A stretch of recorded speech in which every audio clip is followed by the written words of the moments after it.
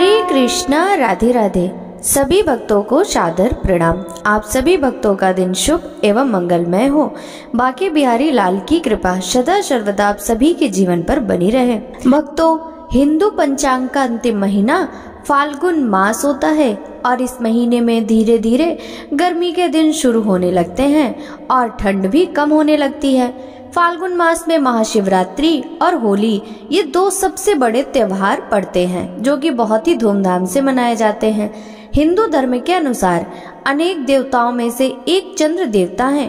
चंद्र के देवता भगवान शिव हैं और शिव जी ने चंद्रमा को अपने सिर पर धारण कर रखा है। अतः पुराणों की माने तो फाल्गुन मास में चंद्र देव की आराधना के लिए सबसे उपयुक्त समय होता है, क्योंकि यह चंद्रमा का जन्म माह माना जाता है।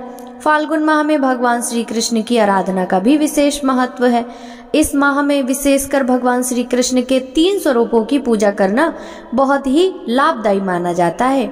इसमें से श्री कृष्ण के बाल कृष्ण स्वरूप, युवा रूप के कृष्ण और गुरु कृष्ण की पूजा की जाती है।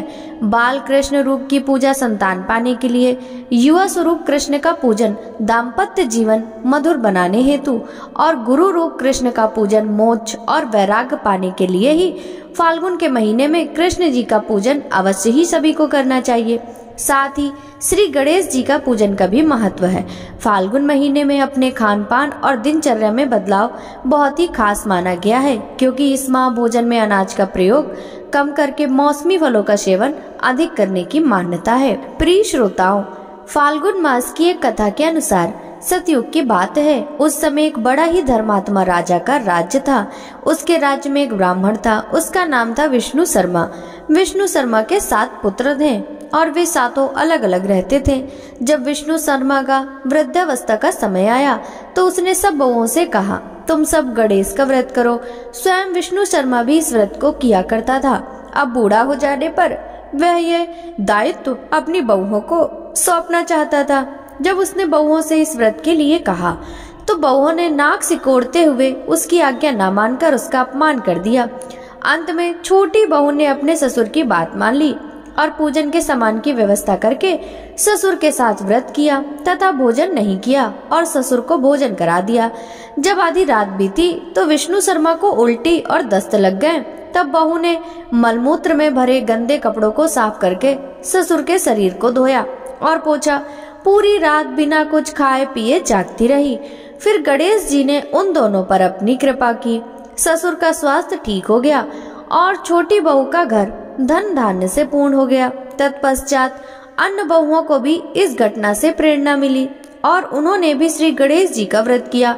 अतः फाल्गुन मास में जो भी व्यक्ति सच्चे मन से गणेश जी का व्रत करता है, भगवान गणेश उसकी सभी मनोकामनाएं पूर्ण करते हैं। प्रेम से बोलिए गणेश जी महाराज की जय। भक्तों, अब सुनिए प्रभु प्रेम में डूबी हुई जनाबाई जी की कहानी। जनाबाई जी का जन्म गोदावरी तट पर गंगा खेड़ नामक एक ग्राम में हुआ था। बचपन में ही इनकी मां का निधन हो गया था। उनके पिता उन्हें भगवान विट्ठल के दर्शन के लिए पंढरपुर लाए और वहीं उनकी मृत्यु भी हो गई। जनाबाई जी के हृदय में भगवत प्रेरणा से यह बात आई कि कोई भक्त अगर उन पर कृपा कर दे तो उन्हें भगवान का साक्षात्कार हो जाएगा। इसलिए जनाबाई जी ने 8 वर्ष की आयु में नामदेव जी महाराज के यहाँ सेवा करना स्वीकार कर लिया। नामदेव जी निरंतर भजन परायण थे और निरंतर भगवान के नाम के जाप में डूबे रहते थे। नामदेव जी जैसे महात्मा के यहाँ सेवा मिल जाना मतलब स्वयं प्रभु की सेवा से भी बड़ी सेवा मिल जाना था। जनाबाई जी के हृदय में एक ही बात थी कि वे नामदेव जी को प्रसन्न कर लें। जनाबाई अब नामदेव जी के पूरे परिवार की तन्मयता पूर्वक सेवा करने लगी। वह उनके घर के सभी कार्य जैसे कपड़े धोना, आटा पीसना, भोग तैयार करना, बर्तन मांजना, झाड़ू पोछा करना इत्यादि सब स्वयं ही करने लगी। जनाबाई जी को सेवा में बड़ा आनंद आने लगा। नामदेव जी की सेवा और संग के प्रभाव से उनका निरंतर नाम जप चलने लगा। जो नामदेव जी जप और कीर्तन करते थे वहीं जनाबाई जी भी कीर्तन और नाम स्मरण करने लगी। नाम स्मरण करते करते कभी जब वह पोछा लगा रही होती तो एकदम से उनके हाथ रुक जाते और अश्रु चलने लगते। प्रभु के लिए विकलता प्रकट होने लगी। जनाबाई जी की भाव दशाएं आने लगी और उनके हृदय में भगवान विट्ठल के प्रति प्रबल आसक्ति होने लगी। जब कभी सेवा के बाद कुछ समय मिलता तो वह मंदिर में जाती और ठाकुर जी को देखती रहती। ठाकुर जी को देखते देखते उनको एकदम से विकलता होती और वे रोने लगती। जब आनंद बढ़ता तो वे नाचने लगती।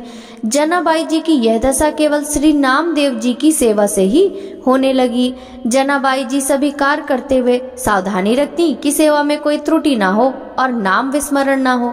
ऐसे जनाबाई श्री नामदेव जी की सेवा में मगन रहने लगी। वे सावधान रहती कि वे अपनी स्थिति में इतना न डूब जाए कि उनकी सेवा छूट जाए, क्योंकि सेवा भक्त की प्रसन्नता के लिए है और भक्त की प्रसन्नता से ही विट्ठल भगवान रीझ जाएंगे।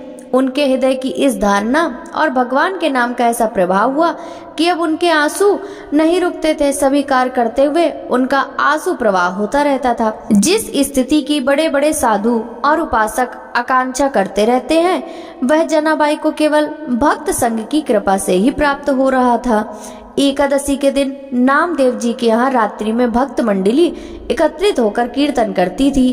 कोई मृदंग बजाता, कोई करताल बजाता, कोई नृत्य करते हुए नाम कीर्तन करता, कोई प्रभु की आनंदमय लीलाओं का गायन करता, तो कोई एकांत में बैठा हुआ उन लीलाओं और कीर्तन को सुनकर अश्रु प्रवाह करता। नामदेव जी के यहाँ पूरी एकादशी की रात्रि को ऐसा कीर्तन होता और जनाबाई सब संतों की सेवा करके एकांत कोने में खड़ी रहती। वो नामदेव जी और बड़े बड़े भक्तों की भाव दशाएं देखती थी तो उनके हृदय में विकलता और बढ़ जाती थी। संकीर्तन के आनंद सागर में वे पूरी रात डूबी रहती थी। उनको यह पता ही नहीं चलता था कि रात्रि कब व्यतीत हो गई। यही है महाप्रेम का स्वरूप। प्रातः काल होते ही भक्त मंडली चली जाती और जनाबाई भगवत प्रेम की मादकता में बावरी हुई ठाकुर जी की प्रसन्नता के लिए श्री नामदेव जी की सेवा में मगन रहती। एक दिन एकादशी की रात्रि में जनाबाई भाव में ऐसी डूबी हुई थी कि सुबह हो गई और उनकी सेवा बाकी रह गई। घबराते हुए उन्होंने सोचा कि पहले वस्त्र धो ले। जब वह चंद्रभागा नदी के पास पहुंची तो उनके मन में बहुत सी चिंताएं एक साथ आने लगी। वह सोच रही थी कि अभी तो बर्तन धोने हैं और ठाकुर जी की सेवा के लिए पानी भी भरने जाना है। आज तो बहुत देर हो गई, कैसे मैं सब सेवाएं पूरी कर पाऊंगी। वह यह सोच ही रही थी कि एक वृद्ध माता उनके पास आई और कहा कि जनाबाई, तू चिंता क्यों कर रही है? तू जाकर बाकी के काम कर ले, मैं तेरे सारे कपड़े धो देती हूँ। जनाबाई ने कहा कि आप मेरा काम क्यों करेंगी? वृद्धा ने कहा, मैं सच्ची सफाई और धुलाई करना चाहती हूँ। जो कपड़े में एक बार धोती हूँ वह दोबारा गंदे नहीं होते। जनाबाई समझ नहीं पाई। बुढ़िया ने प्रेम से कहा कि तू चिंता मत कर, तू मेरे जैसे कपड़े साफ नहीं कर सकती। जनाबाई जी ने कहा कि अब मुझे तत्काल नामदेव जी के घर जाना होगा क्योंकि मैंने बर्तन नहीं धोए। वो यह कहकर कपड़े वहीं गंदे छोड़कर नदी के किनारे चली गई। जनाबाई बर्तन धोकर और जल भरकर वापस आई तो उन्होंने देखा कि उन माता ने सब कपड़े धोकर सुखा दिए थे। जनाबाई ने देखा कि सारे कपड़े एकदम साफ हो गए थे। जनाबाई ने हाथ जोड़कर कहा कि आप जैसा उदार तो मुझे जीवन में कोई नहीं मिला। जनाबाई ने बोला कि मैं आपका बहुत आभार मानती हूँ। मैया ने कहा कि आभार की क्या बात है, मैं तो तुम्हारी ही हूँ, अपनों से आभार थोड़ी प्रकट करते हैं। ऐसा कहकर मुस्कुराते हुए वह वृद्ध महिला वहां से चली गई। जाते जाते उन्होंने कहा, अगर कभी भी जरूरत हो तो मुझे याद कर लेना। जब तुम याद करोगी तो मैं तुम्हारी सेवा के लिए उपस्थित हो जाऊंगी। जनाबाई जी भाव में डूब गईं, क्योंकि उस वृद्धा की मुस्कुराहट ने उनके हृदय में आनंद का वर्धन किया। जब चेतना आई तो उन्होंने सोचा कि मैंने तो पूछा ही नहीं कि वे कहाँ रहती हैं और उनका नाम क्या है। उन्होंने आसपास देखा तो वृद्धा दिखाई नहीं दी। अब तो उनके हृदय में विकलता हुई कि शरीर तो इतना वृद्ध था कि उनका फिर कैसे वो हवा की तरह भाग गई। वे कौन हो सकती हैं? जनाबाई सब कपड़े लेकर घर पहुंची। उनका हृदय बड़ा व्याकुल था कि आखिरकार वे वृद्धा कौन थी और वे अपनी मुस्कुराहट से कैसा जादू कर गई कि मेरा चित्त बार बार उसी का चिंतन कर रहा है। जनाबाई गदगद कंठ से नामदेव जी के समीप गई और उनको पूरी घटना सुनाई। नामदेव जी ने तत्काल जनाबाई जी से कहा, अरे वह कोई और नहीं था, वह तो विट्ठल ही थे। नामदेव जी को आश्चर्य हुआ कि विट्ठल जी जनाबाई से कितना प्यार करते हैं कि उन्होंने स्वयं आकर उनके कपड़े धो दिए। कैसा महिमामय स्वरूप है भक्ति का। श्री नामदेव जी ने कहा कि जनाबाई, तेरे तो अहोभाग्य है कि तेरे ऊपर ठाकुर की कृपा हुई और तू समझ नहीं पाई। अब तो जनाबाई के हृदय में और प्रणय कोप बढ़ गया कि प्रभु आए भी तो ऐसा छलिया रूप लेकर आए। जनाबाई रोने लगी कि इतने छलिया हो आप, आए भी और मुझे परिचय भी नहीं मिल पाया, और दूसरी बात कि आपने मेरे लिए इतना कष्ट सहा, मेरे लिए इतने सारे कपड़े धोए। प्रभु सदैव अपने भक्त के पीछे पीछे घूमते हैं। परम स्वतंत्र ईश्वर को अगर कोई बांध सकता है तो वह केवल उनके भक्त हैं। एक बार जनाबाई जी प्रेम में मग्न होकर झाड़ू लगा रही थी और उन्होंने कूड़े का ढेर लगाया। जब वह कूड़ा भरने के लिए आई तो उन्होंने देखा कि टोकरी लिए प्रभु खुद कूड़ा भर रहे थे। अब वो बुढ़िया के रूप में नहीं आते थे, अब वह साक्षात विट्ठल के रूप में आते थे। चक्की में आटा पीसते हुए जनाबाई कभी कभी पद गाते हुए भाव में डूब जाती और इस वजह से चक्की रुक जाती। सेवा में कहीं देर न हो जाए इसलिए ठाकुर जी खुद आकर चक्की पीसने लगते। प्रभु जनाबाई का अभंग सुनते रहते और जनाबाई जी प्रेम में मग्न रहती। जनाबाई जी घर में जब झाड़ू लगाती तो कचरा स्वयं विट्ठल भगवान उठाते। वह टोकरी को सर पर रखकर जनाबाई जी के पीछे पीछे डोलते। भक्ति की कैसी अद्भुत महिमा है। भक्त की भक्ति से प्रभु अधीन हो जाते। बार बार विट्ठल जी यही कहते कि जनाबाई मैं तुम्हारा ऋणी हूँ, मैं कैसे यह ऋण उतार सकता हूँ, मुझे बता दो। तुम मेरे भक्त नामदेव जी की सेवा करती हो। जनाबाई अगर ओखली में धान कूटती तो प्रभु सामने खड़े होकर मुस्कुराते रहते। यह सब भक्त नामदेव जी की कृपा से हुआ। वे कहती, जब मैं नामदेव जी की दासी बनी, जब उनकी सेवा की तो मैंने पाया कि दूसरा कोई है ही नहीं, एकमात्र मेरे विट्ठल ही चराचर जगत में व्याप्त हैं। वो सदैव मेरे सहयोग में हैं, मेरी सेवा में मेरे समीप हैं। यह सब मैं नामदेव जी की दासता से जान पाई। प्रभु मेरे पीछे पीछे डोल रहे हैं, यह सिर्फ नामदेव जी की दासता के कारण ही हुआ। एक दिन भगवान विट्ठल का बहुत महंगा आभूषण चोरी हो गया। जनाबाई जी सेवा करने के लिए मंदिर जाती थी। सबको संदेह हो गया कि जनाबाई जी ने ही वो आभूषण चोरी किया होगा। यह बात आग की तरह फैल गई। जनाबाई को लोग कलंकित करने लगे कि ये बहुत भक्त बनती है, लेकिन देखो इसने ठाकुर जी का आभूषण चुरा लिया। जनाबाई जी को सभा में बुलाया गया और पूछा गया कि तुमने वो हार चुराया है क्या? जनाबाई जी ने कहा कि मेरे प्राण धन श्री विट्ठल भगवान है, मैं उनका हार क्यों चुराऊंगी? वह खुद मेरे हैं, मुझे हार चुराने की क्या जरूरत? भक्त की भावनाओं को तो कोई भक्त ही समझ सकता है। जनाबाई जी ने शपथ खाकर कहा कि मैंने ये रत्न का आभूषण नहीं चुराया। किसी ने जनाबाई की बात पर विश्वास नहीं किया। राजा ने जनाबाई को सूली की सजा दे दी। सूली पर चढ़ाने के लिए जनाबाई को हाथ बांधकर चंद्रभागा नदी के तट पर ले जाया गया। जनाबाई जी के हृदय में आया कि बहुत बढ़िया, जैसे विट्ठल जी की इच्छा। वह बस विट्ठल विट्ठल जपने लगी। जैसे जैसे वो विट्ठल बोलती वैसे वैसी सूली पिघलती जाती। ऐसा होते होते पूरी सूली पिघल गई। सब आश्चर्यचकित हो गए। राज सैनिकों ने जनाबाई को प्रणाम किया और उनसे क्षमा मांगी। यह लीला दो प्रभाव दिखाने के लिए हुई। पहली, जनाबाई जी को कोई भय नहीं था क्योंकि वह सोच रही थी कि सूली की सजा मेरे लिए प्रीतम का विधान है और मेरे प्रीतम के मिलने के लिए अब ये शरीर छूटने वाला है, तो कोई भय नहीं। और दूसरी बात ये कि एक भक्त कितनी महिमा से युक्त होता है। इससे प्रभु दिखाते हैं कि उनके भक्त को प्रकृति का कोई भी प्रहार विचलित नहीं कर सकता, नष्ट नहीं कर सकता। एक बार कबीर दास जी महाराज श्री नामदेव जी के दर्शन करने जा रहे थे। उन्होंने देखा कि कुछ शोरगुल हो रहा है, तो किसी ने पूछा कि क्या हो रहा है। उन्हें बताया गया कि जनाबाई जी किसी स्त्री से लड़ रही हैं। कबीर दास जी ने पूछा कि जनाबाई कौन है, तो उन्हें बताया गया कि वह नामदेव जी की सेवा में रहती हैं। वे नजदीक गए तो पता लगा लड़ाई गोबर के कंडों पर हो रही है। उनके मन में विचार आया कि एक भक्त कंडों के लिए कैसे लड़ सकता है। वह ऐसे ही आनंद मग्न होकर उनका झगड़ा सुनने लगे। वह दूसरी स्त्री कह रही थी कि कंडा मेरा है। जनाबाई जी ने कहा नहीं, मेरा कंडा है। उस स्त्री ने जनाबाई से पूछा कि तेरे कंडे की पहचान क्या है। जनाबाई जी ने बोला कि कान लगा के सुनो, मेरा कंडा बोल रहा है विट्ठल विट्ठल। आश्चर्य की बात यह है, जड़ वस्तु से नाम गूंजने लगा। जब सामने वाली स्त्री ने भी सहमति दे दी कि कंडे से विट्ठल विट्ठल सुनाई दे रहा है, तो कबीर दास जी को भी लगा कि देखा जाए कि यह बात कितनी सच है। कबीर दास जी ने भी कंडे पर कान लगाया तो विट्ठल विट्ठल सुनाई दिया। उन्होंने जनाबाई जी के चरणों में प्रणाम किया। कबीर दास जी ने सोचा कि कितने महान है नामदेव जी। उनकी सेवा में रहने वाली दासी के भी ऐसे महान परमाणु हैं कि जिस चीज को उन्होंने छू लिया वो विट्ठल विट्ठल बोलने लगी। जनाबाई जी की नामदेव जी से ऐसी तन्मयता हो गई थी कि जब नामदेव जी ने समाधि ली तो ठीक उसी दिन कीर्तन करते हुए जनाबाई भी विट्ठल भगवान में लीन हो गई। जो भक्तों के चरणों का आश्रय लेता है उसके सारे विकार नष्ट करके प्रभु उसे भगवत अनुराग में रंग देते हैं। इस प्रसंग से हमें सीखने को मिलता है कि किसी भक्त की सेवकाई से प्रभु कितने प्रसन्न होते हैं और भक्तों के प्रति श्रद्धा रखने से भगवत प्राप्ति कितनी सरलता से हो जाती है।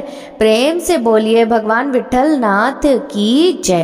प्रिय श्रोताओं, अब सुनिए फाल्गुन मास में आज का अध्याय। श्री सूत जी बोले, मैत्रेय जी ने नित्य कर्मों से निवृत्त हुए मुनिवर पराशर जी को प्रणाम कर एवं उनके चरण छूकर पूछा, हे गुरुदेव, मैंने आपसे ही संपूर्ण वेद वेदांग और सकल धर्म शास्त्रों का क्रमशः अध्ययन किया है। हे मुनि श्रेष्ठ, आपकी कृपा से मेरे विपक्षी भी मेरे लिए यह नहीं कह सकेंगे कि मैंने संपूर्ण शास्त्रों के अभ्यास में परिश्रम नहीं किया। हे धर्मज्ञ, हे महाभाग, अब मैं आपके मुखारविंद से यह सुनना चाहता हूँ कि यह जगत किस प्रकार उत्पन्न हुआ और आगे भी यानी दूसरे कल्प के आरंभ में कैसे होगा, तथा हे ब्रह्मन, इस संसार का उपादान कारण क्या है। यह संपूर्ण चराचर किससे उत्पन्न हुआ है, यह पहले किसमें लीन था और आगे किसमें लीन हो जाएगा। इसके अतिरिक्त आकाश आदि भूतों का परिमाण, समुद्र, पर्वत तथा देवता आदि की उत्पत्ति, पृथ्वी का अधिष्ठान और सूर्य आदि का परिमाण तथा उनका आधार, देवता आदि के वंश, मनु, मनवंतर, बार बार आने वाले, चारों युगों में विभक्त कल्प और कल्पों के विभाग, प्रलय का स्वरूप, युगों के पृथक पृथक संपूर्ण धर्म, देवर्षि और राजर्षियों के चरित्र, श्री व्यास जी कृत वैदिक शाखाओं की यथावत रचना तथा ब्रह्मादि वर्ण और ब्रह्मचर्यादि आश्रमों के धर्म, ये सब हे महामुनि शक्ति नंदन मैं आपसे सुनना चाहता हूँ। हे ब्रह्मन, आप मेरे प्रति अपना चित्त प्रसादोन्मुख कीजिए, जिससे हे महामुने मैं आपकी कृपा से यह सब जान सकूं। श्री पराशर जी बोले, हे धर्मज्ञ मैत्रेय, मेरे पिताजी के पिता श्री वशिष्ठ जी ने जिसका वर्णन किया था उस पूर्व प्रसंग का तुमने मुझे अच्छा स्मरण कराया, इसके लिए तुम धन्यवाद के पात्र हो। हे मैत्रेय, जब मैंने सुना कि पिताजी को विश्वामित्र की प्रेरणा से राक्षस ने खा लिया तो मुझको बड़ा भारी क्रोध हुआ। तब राक्षसों का विध्वंस करने के लिए मैंने यज्ञ करना आरंभ किया। उस यज्ञ में सैकड़ों राक्षस जलकर भस्म हो गए।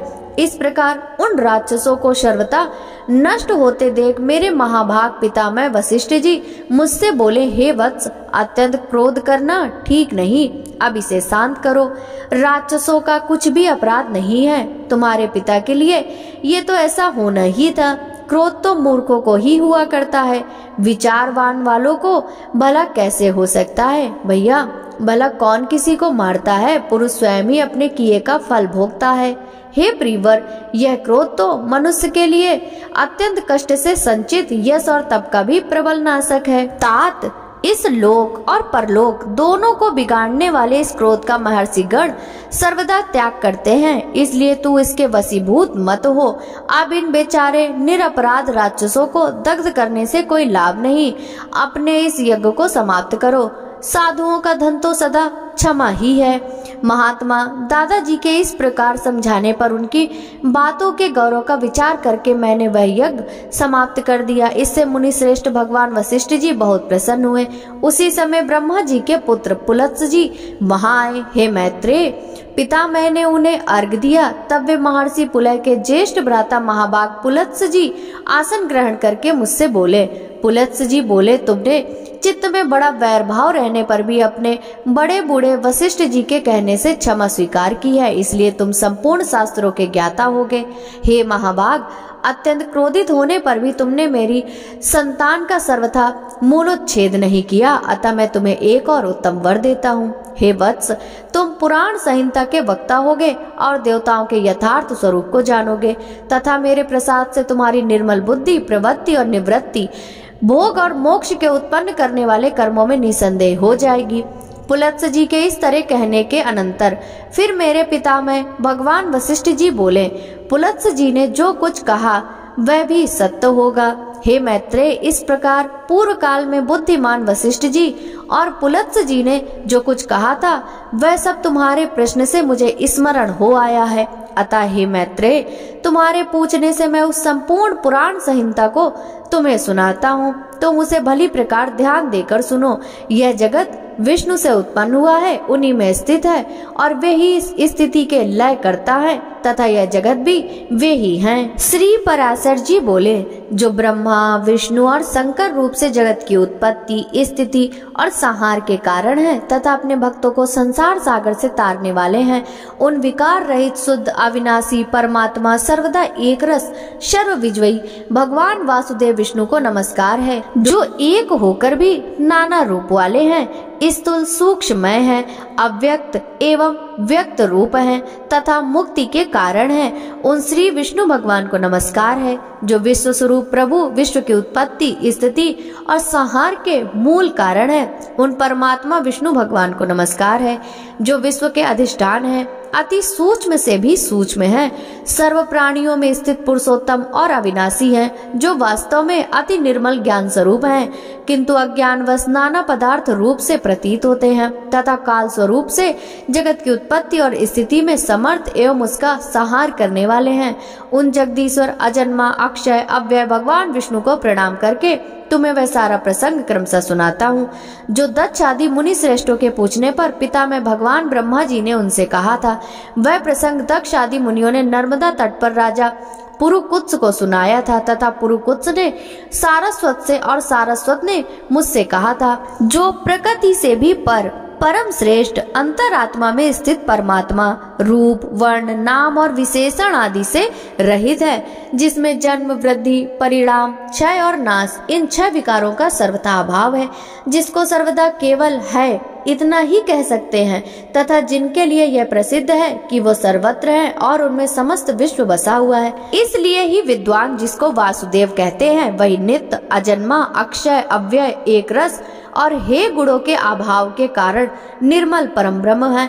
वही इन सब कार्य और कारण जगत के रूप में तथा इसके साक्षी पुरुष और महाकारण काल के रूप में स्थित है। हे द्विज, परम ब्रह्म का प्रथम रूप पुरुष है, प्रकृति और महदादि उसके अन्य रूप है तथा सबको क्षोभित करने वाला होने से काल उसका परम रूप है। इस प्रकार जो प्रधान, पुरुष, व्यक्त और काल इन चारों से परे है तथा जिसे पंडित जन ही देख पाते हैं, वही भगवान विष्णु का परम पद है। प्रधान, पुरुष, अव्यक्त और काल ये भगवान विष्णु के रूप पृथक पृथक संसार की उत्पत्ति, पालन और संहार के प्रकाश तथा उत्पादन में कारण है।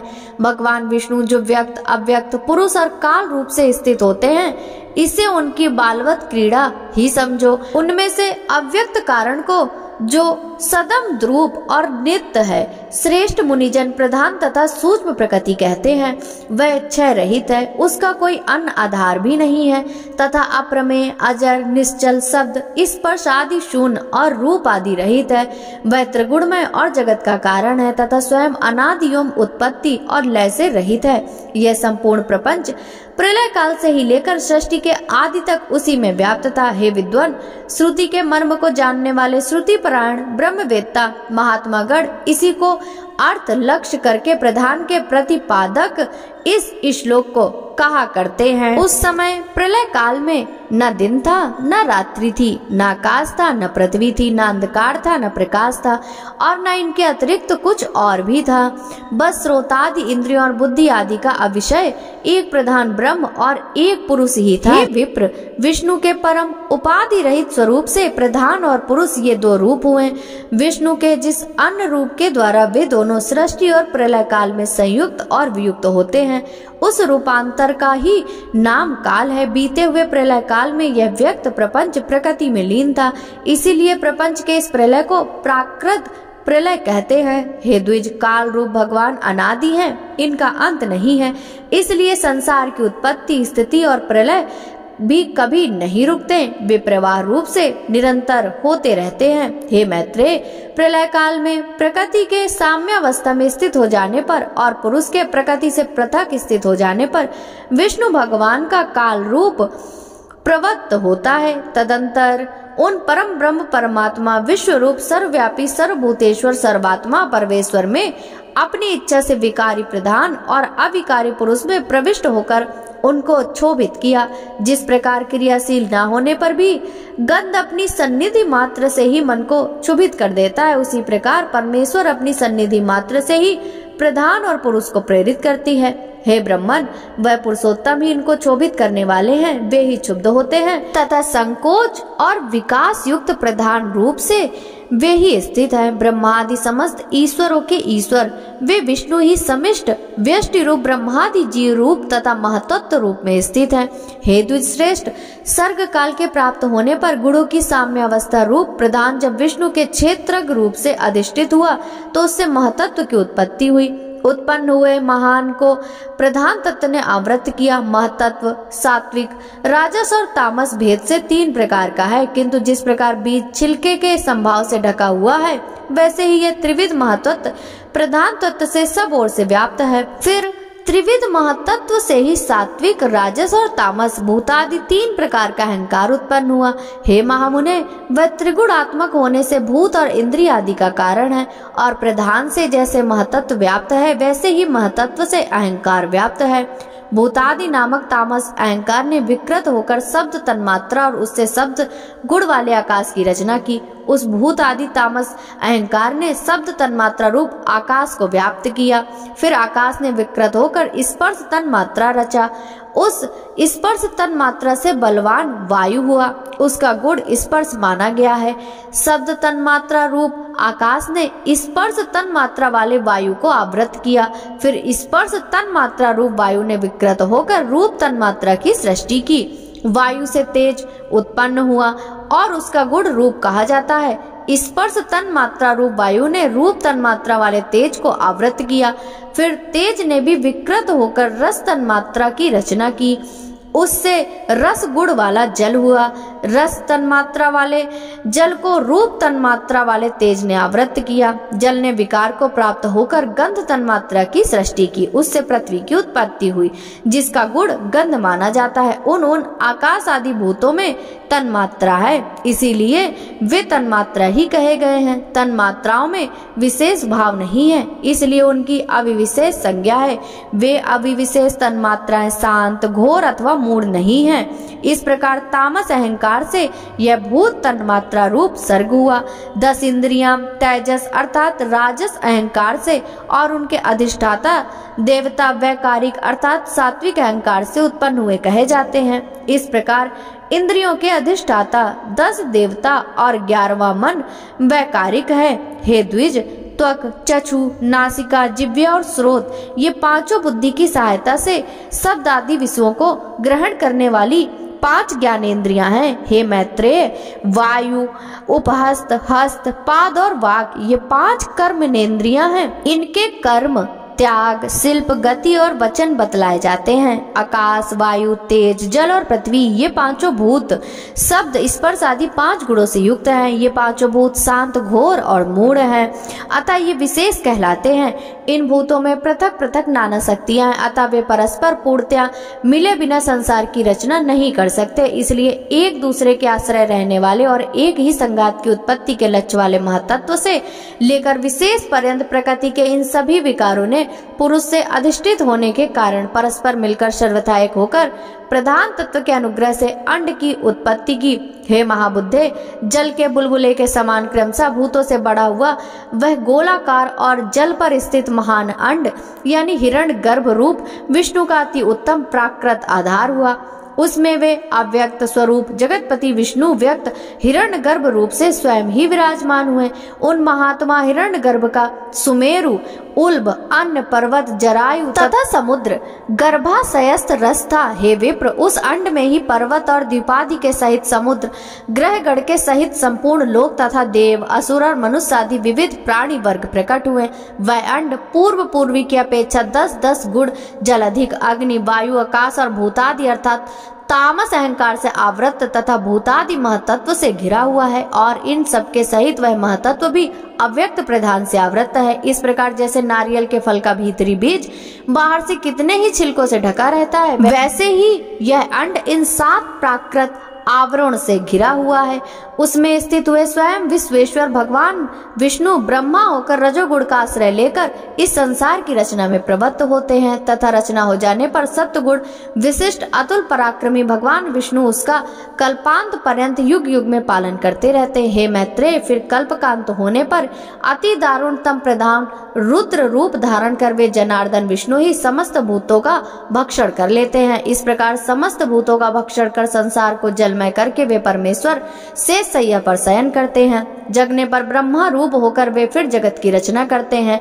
वह एक ही भगवान जनार्दन जगत की सृष्टि, स्थिति और संहार के लिए ब्रह्मा, विष्णु और शिव इन 3 संज्ञाओं को धारण करते हैं। वे प्रभु विष्णु ब्रह्मा होकर अपनी ही सृष्टि करते हैं, पालक विष्णु होकर पाल रूप अपना ही पालन करते हैं और अंत में स्वयं ही संहारक यानी शिव तथा स्वयं ही लीन होते हैं। पृथ्वी, जल, तेज, वायु और आकाश तथा समस्त इंद्रियां और अंतःकरण आदि जितना जगत है सब पुरुष रूप है और क्योंकि वह अव्यय विष्णु ही विश्व रूप और सब भूतों के अंतरात्मा है, इसलिए ब्रह्मादि प्राणियों में स्थित सर्गादि भी उन्हीं के उपकारक हैं। वे सर्व स्वरूप श्रेष्ठ वरदायक और प्रार्थना के योग भगवान विष्णु ही ब्रह्मा आदि अवस्थाओं द्वारा रचने वाले हैं। वे ही रचे जाते हैं, वे ही पालते हैं, वे ही पालित होते हैं तथा वे ही संहार करते हैं और स्वयं ही सहत होते हैं। श्री मैत्रेय जी बोले, हे भगवान, जो ब्रह्म निर्गुण, अप्रमेय, शुद्ध और निर्मल आत्मा है, उसका सर्गादि का कर्ता होना कैसे सिद्ध हो सकता है? श्री पराशर जी बोले, हे तपस्वियों में श्रेष्ठ मैत्रेय, समस्त भाव पदार्थों की शक्तियाँ अचिंतनीय ज्ञान की विषय होती है, अतः अग्नि की शक्ति उष्णता के समान ब्रह्म की भी सर्गादि रचना रूप शक्तियाँ स्वाभाविक है।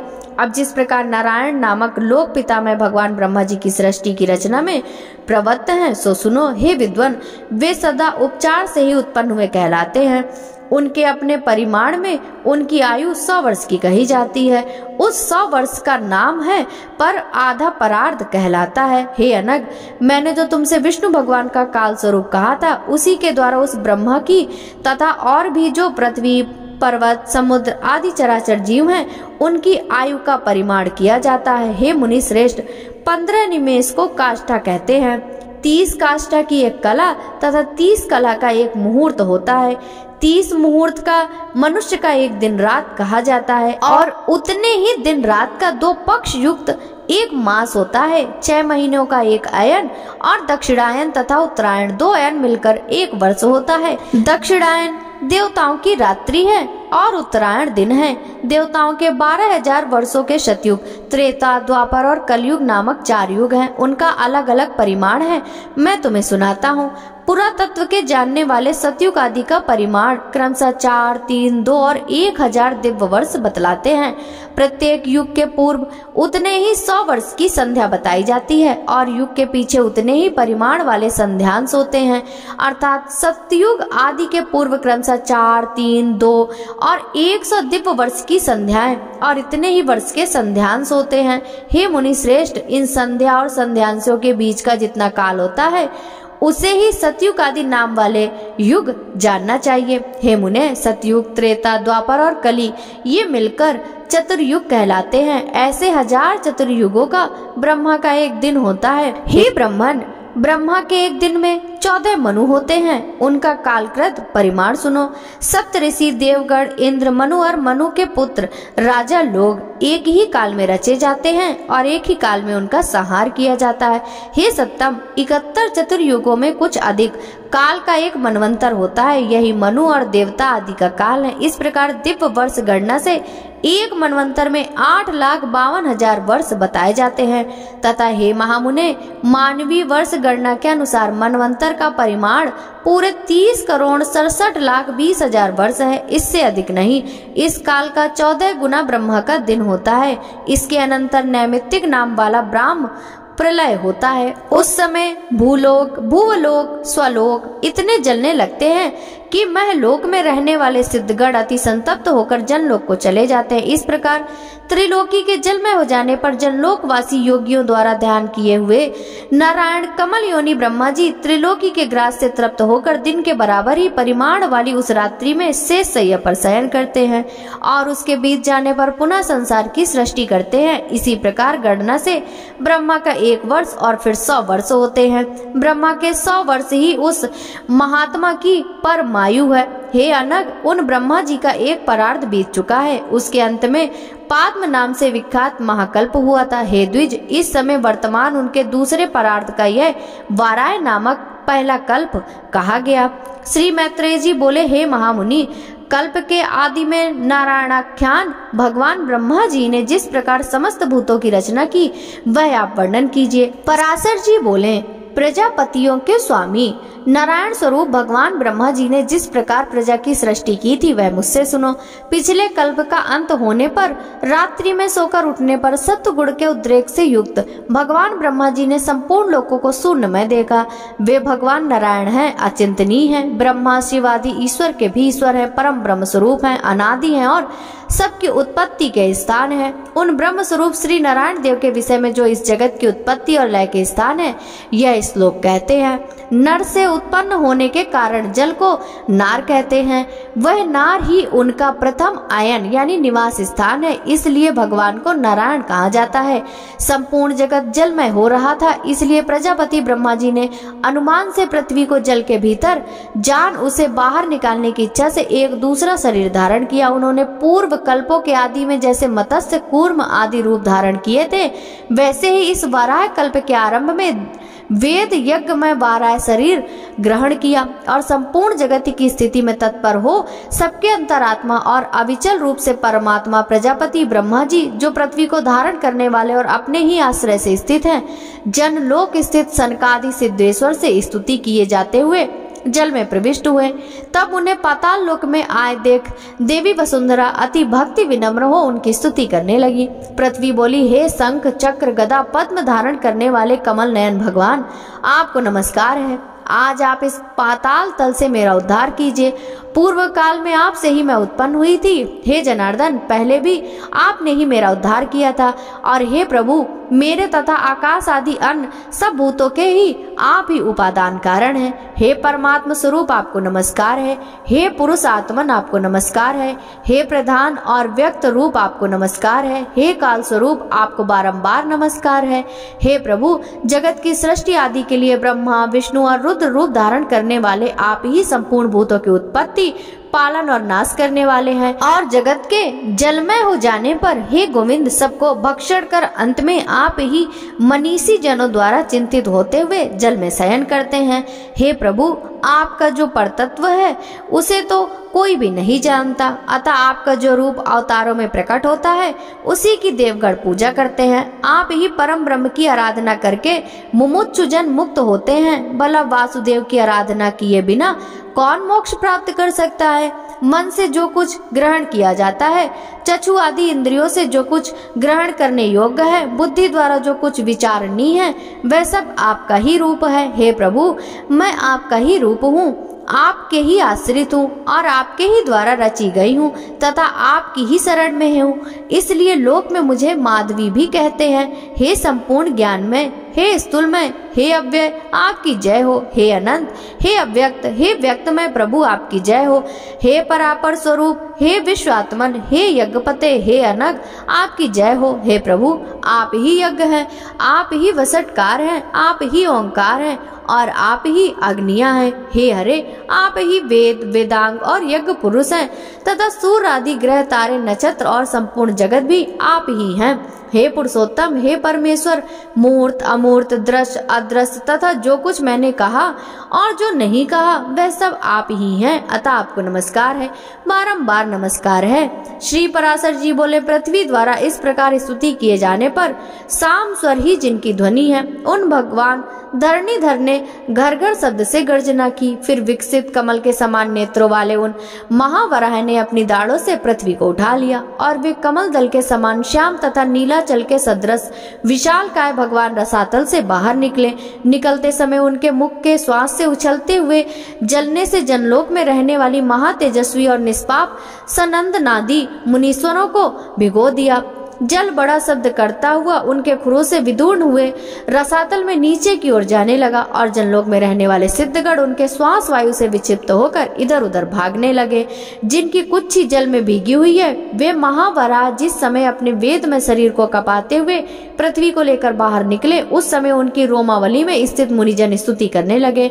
उन निशंक और उन्नत दृष्टि वाले धराधर भगवान की जनलोक में रहने वाले सनंद नादी योगेश्वरी ने प्रसन्न चित्त से अति नम्रता पूर्वक सिर झुकाकर इस प्रकार स्तुति की। हे ब्रह्मादि ईश्वरों के भी परम ईश्वर, हे केशव, हे शंख गदाधर, हे खड़ग चक्रधारी प्रभु, आपकी जय हो। आप ही संसार की उत्पत्ति, स्थिति और नाश के कारण हैं तथा आप ही ईश्वर हैं और जिसे परम पद कहते हैं वह भी आपके अतिरिक्त और कुछ भी नहीं है। हे यूप रूपी डाढ़ों वाले प्रभु, आप ही यज्ञ पुरुष हैं। आपके चरणों में चारों वेद हैं, दांतों में यज्ञ है, मुख में चित्तियां हैं, हुतासन आपकी जिह्वा है तथा कुशाएं रोमावली हैं। हे महात्मन, रात और दिन आपके नेत्र हैं तथा सबका आधारभूत परम ब्रह्म आपका सिर है। हे देव, वैष्णव आदि समस्त सूक्त आपके सटा कलाप हैं और समग्र हवि आपके प्राण हैं। हे प्रभु, थूथनी आपका तुंड है, साम स्वर धीर गंभीर शब्द हैं, यजमान ग्रह शरीर है तथा सत्र शरीर की संधियां हैं। हे देव, इष्ट और स्मार्त धर्म आपके कान हैं। हे नित्य स्वरूप भगवान, प्रसन्न होइए। हे अक्षर, हे विश्व मूर्ति, आपने पाद प्रहार से भूमंडल को व्याप्त करने वाले आप को हम विश्व के आदि कारण समझते हैं। आप संपूर्ण चराचर जगत के परमेश्वर और नाथ हैं, अतः प्रसन्न होइए। हे नाथ, आपकी डाढ़ों पर रखा हुआ संपूर्ण भूमंडल ऐसा प्रतीत होता है मानो कमल वन को रौंदते हुए गजराज के दांतों से कोई कीचड़ में सना हुआ कमल का पत्ता लगा हो। हे अनुपम प्रभावशाली प्रभु, पृथ्वी और आकाश के बीच में जितना अंतर है वह आपके शरीर से ही व्याप्त है। हे विश्व को व्याप्त करने में समर्थ तेज युक्त प्रभु, आप विश्व का कल्याण कीजिए। हे जगतपते परमार्थ, तो एकमात्र आप ही हैं, आपके अतिरिक्त और कोई भी नहीं। यह आपकी ही महिमा है जिससे यह संपूर्ण चराचर जगत व्याप्त है। यह जो कुछ भी मूर्तिमान जगत दिखाई देता है ज्ञान स्वरूप आपका ही रूप है। अजितेंद्रिय लोग भ्रम से जिसे व्याप्त रूप में देखते हैं, इस संपूर्ण ज्ञान स्वरूप जगत को बुद्धिहीन लोग अर्थ रूप देखते हैं, अतः वे निरंतर मोह में संसार सागर में भटका करते हैं। हे परमेश्वर, जो लोग शुद्ध चित्त और विज्ञान वेदता है वे इस संपूर्ण संसार को आपका ज्ञानात्मक स्वरूप ही देखते हैं। हे सर्वात्मन, प्रसन्न होइए। हे अप्रिय आत्मन, हे कमल नयन, संसार के निवास के लिए पृथ्वी का उद्धार करके हमको शांति प्रदान कीजिए। हे भगवान, हे गोविंद, इस समय आप सत्य प्रधान हैं, अतः हे इस जगत के उद्भव के लिए आप इस पृथ्वी का उद्धार कीजिए। और हे कमल नयन, हमको शांति प्रदान कीजिए। आपके द्वारा ही ये सर्ग की प्रवृत्ति संसार का उपकार करने वाली हो। हे कमल नयन, आपको नमस्कार है, आप हमको शांति प्रदान कीजिए। श्री पराशर जी बोले, इस प्रकार स्तुति किए जाने पर पृथ्वी को धारण करने वाले परमात्मा वराह जी ने उसे शीघ्र ही उठाकर अपार जल के ऊपर स्थापित कर दिया। उस जल समूह के ऊपर एक बहुत बड़ी नौका के समान स्थित है और बहुत विस्तृत आकार होने के कारण उसमें डूबती नहीं है। फिर उन अनादि परमेश्वर ने पृथ्वी को समतल कर उस पर जहां तहां पर्वतों को विभाग करके स्थापित कर दिया। सत्य संकल्प भगवान ने अपने अमोघ प्रभाव से पूर्व कल्प के अंत में दग्ध हुए समस्त पर्वतों को पृथ्वी तल पर यथा स्थान रच दिया। तदंतर उन्होंने सप्त द्वीपादि क्रम में पृथ्वी का यथायोग विभाग कर भूलोक आदि चारों लोकों को पूर्ववत कल्पना कर दी। फिर उन भगवान हरि ने रजोगुण से युक्त हो चतुर्मुखधारी ब्रह्म रूप धारण कर सृष्टि की रचना की। सृष्टि की रचना में भगवान तो केवल निमित्त मात्र ही है, क्योंकि उसकी प्रधान कारण तो सृज्य पदार्थों की शक्तियां ही हैं। हे तपस्वियों में श्रेष्ठ मैत्रेय, वस्तुओं की रचना में निमित्त मात्र को छोड़कर और किसी बात की आवश्यकता भी नहीं है, क्योंकि वस्तु तो अपने ही परिमाण शक्ति से वस्तुतः स्थूल रूपता को प्राप्त हो जाती है। प्रिय श्रोताओं, यह थी आज की कथा। पसंद आई हो तो वीडियो को लाइक जरूर कीजिएगा। आपसे मिलते हैं फाल्गुन मास के अगले अध्याय के साथ। तब तक सभी भक्तों को हरे कृष्णा, राधे राधे।